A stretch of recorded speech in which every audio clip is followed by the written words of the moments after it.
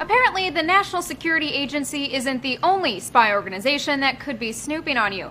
The latest Edward Snowden leak reveals Israel is getting unfiltered access to certain U.S. intelligence. The Guardian has published a previously classified NSA memo that refers to a data sharing agreement reached 2 months after President Obama's inauguration. According to the document, the NSA routinely shares Americans' data with its Israeli counterpart. And while there are restrictions on how that data can be used, those terms aren't legally binding. As for what's being shared, that includes data that isn't minimized, likely unedited signals data, phone records, and emails.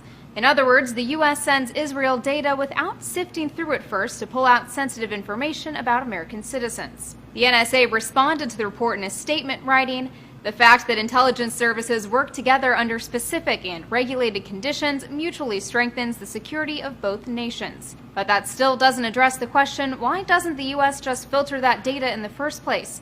And critics say merely hoping the Israeli spy agency doesn't abuse the data isn't exactly reassuring. The American Civil Liberties Union's deputy legal director tweeted, "Seems the only info actually being minimized is the info NSA shares with the American public.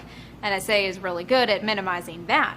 A specific demand outlined in the memo might be further proof that data passed back and forth relates to individuals.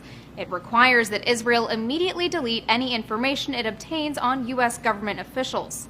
That's according to The Atlantic, which explains this is almost certainly intended to establish a legal line in the unlikely event that the NSA accidentally collects and then accidentally shares any such information. The same courtesy apparently doesn't apply to average citizens. Under the agreement, while Israel must notify the NSA if it does find information on Americans, Israel is allowed to keep that data for up to a year. For Newsy, I'm Elizabeth Hagedorn.